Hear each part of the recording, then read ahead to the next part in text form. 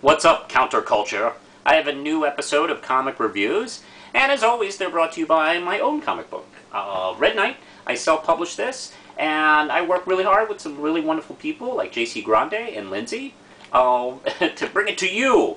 You can buy copies of it, all 4 issues now. You can buy them at my Etsy shop. Check out the link below.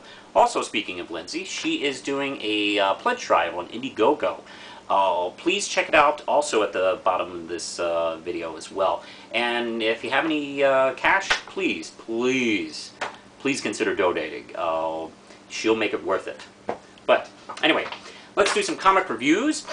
And let's get to Vertigo's iZOMBIE issue 28 by Chris Robinson and Mike Allred. And I've been dreading this for the last couple months since I heard about the cancellation and also the firing of Chris Robinson. Boy, that was a burned bridge, wasn't it? Well, it's the end, and this Cthulhu beastie guy is coming to eat the world. and essentially, Gwen has been given the choice. She can either kill everyone in the town in order to destroy the monster, or let the monster destroy the world. So it's that big kind of like moral question, you know, the needs of the few versus the needs of the many. And everyone she knows and loves is in this town, so that's kind of difficult. Like, can you kill your loved ones to save the world? And you know, the art is just fantastic on this. The creature is just amazing as it, like, you know, rips people out of, you know, the streets. And you know, it's just, people fighting over here, and you're just like waiting and waiting for her to make a decision. And the one when she does, it's just so heartbreaking, and it's just a wonderful ending. And it's actually an ending I didn't see coming, frankly, which is just great. I love this issue a lot. I love this ending. What a great comic. I don't want to really give much away in case you decide to read it. The ending just almost like really choked me up, and you know, I'll miss Gwen and I'll miss this series, and I loved it a lot. So 5 RAM chips. Totally go back, buy all these issues. It's only 28 issues, and some of them are already collected. I don't know if DC is planning to collect the rest, but we'll see. If not, just go get these issues. I love them. 5 RAM chips. A versus X. Round 9, and let's see, good lord, where are we here? Written by Jason Aaron, Brian Michael Bendis, Ed Brubaker, Matt Fraction, Jonathan Hickman, George Lucas, Steve Winwood, Art Carney, Belle Biv DeVoe. Oh, wait, oh, sorry. And Jason Aaron wrote the script on this one, and Adam Kubrick did the art. Okay, let's see where we're going. A bunch of Avengers have been captured and thrown into a volcano like hell. Let's see. Namor has been taken down, and his energy has, like, gone on to the other members of the Phoenix 5, now the Phoenix 4. And let's see. There's still a whole bunch. Let's see. There's a whole bunch injured, like the Vision, Scarlet Witch, Captain Britain, Mockingbird, Beast, Giant Man, and Daredevil. I know Daredevil's thinking, boy, I'm glad I just joined these guys. What a great idea I had. I mean, seriously, he's been fucking kidnapped by Dr. Doom, and I mean, geez, he should not have joined the Avengers. What a dumb decision that was. But this one's wonderful. Hope is still training in Kung Fu Land with the other Avengers. They've been holed up there. And the Avengers have been pretty much on the run. They've been taken down left and right here by the Avengers. Excuse me, by the X-Men. And the Avengers learn of where their people are being kept because Storm and some of the other X-Men caught wind of what they're doing, because they didn't know what kind of prison they had set up for the Avengers, and they're not liking that much. So they're kind of basically switching sides here. Also, Professor X joins them. It's great seeing Professor X involved. I kind of missed him being a big part of the Marvel Universe. So, of course, battle ensues because the Phoenix 4, they show up and kicking the shit out of the Avengers.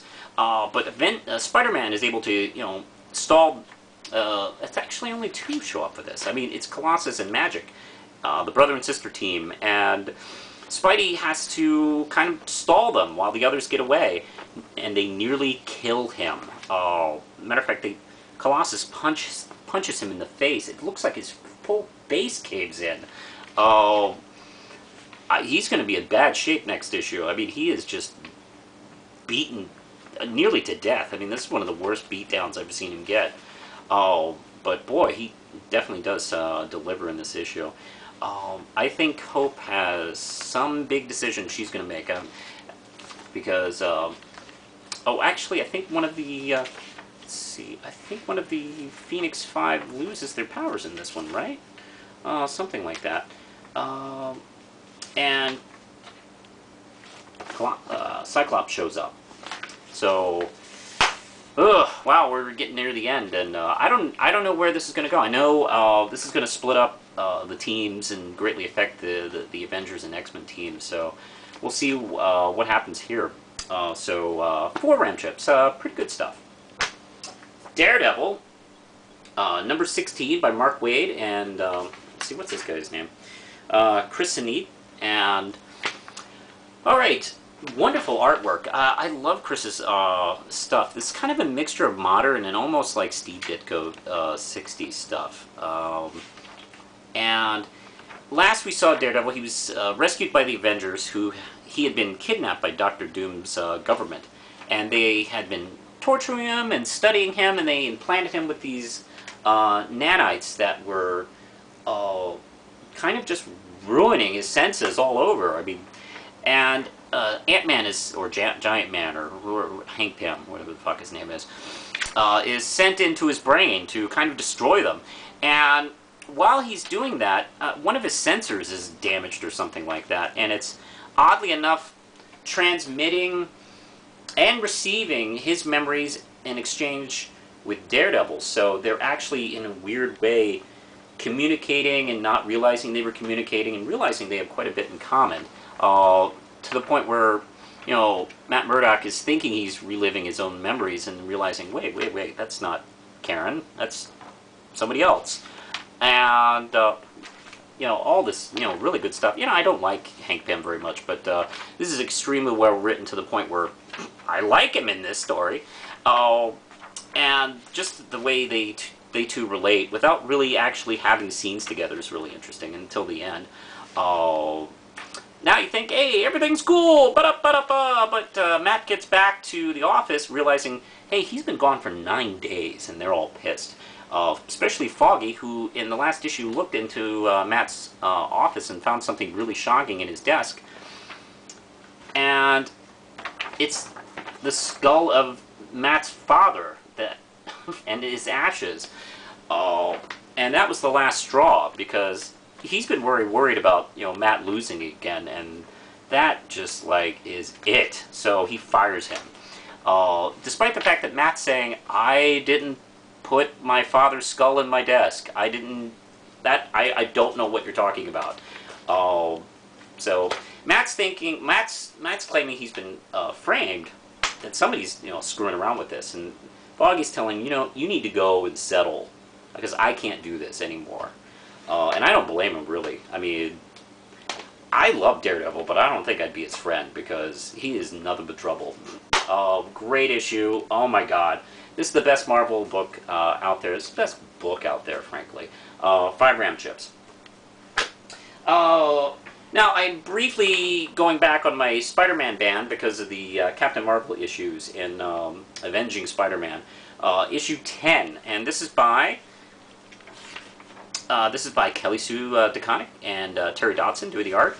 And last we saw our heroes, Spider-Man just wanted Carol Danvers to just give him a plane ride to Boston so he could visit Aunt May. And then they run into this girl named Robin Hood, with a Y, haha. And she's in some kind of like armor suit, and she's flying, and she hits their plane, and they go down, and they're having a fight with these sort of Blackwater guys, a la Marvel style, and they're fighting around, and then she starts growing at the end of the issue, and growing, and getting bigger. And it seems like, you know, the more she's attacked, she gets bigger, or something like that. Nice little crash on the bridge there. That's a sturdy fucking bridge, I gotta tell you. And meanwhile, we discovered that the security corporation had created this robot with the guidance of this scientist who comes in. I forgot her name, but she's around here, and she, of course, like looks like the robot. Let's see, and let's see, Shelley Godwin, and she's just quitting because she really isn't crazy about their practices. See, what had happened was they had built this robot to protect this bank's kind of finances, but she ended up like turning against the bank and robbing it, and wanted to do sort of a Robin Hood kind of thing with it. And she's about to erupt and explode because she's having a power overload or something like that. What a great little piece of story, and it's almost like got an Iron Giant kind of ending to it. And of course, Spidey and Carol, have these great scenes together. Actually, a pretty good kind of like partnership. They work well against each other, I think. This is great. This is wonderful. I'm going to give this 5 RAM chips. And I totally recommend, as a side note, the Captain Marvel #1. And I'm actually throwing that on my poll. So highly recommend it. Now, let's go to Hawkeye #1. Speaking of #1s. And this is by Matt Fraction. And let's see, what's that guy's first name? David Aja. And hey, wow, that first page looks familiar, doesn't it? Totally, hey, that's like a scene I saw in the movie. But anyway, that's not what our story is about. Hawkeye is injured at the beginning of the scene, after, I guess, some mission or something like that. After he gets out of the hospital, he runs into these Russian gangster guys in tracksuits, and they own this this apartment building, and they're kicking everybody out because they raised the rent like 3 times what it was. What they want to do is kind of sell it to somebody for some reason. They don't really discuss why, but they're kicking everybody out.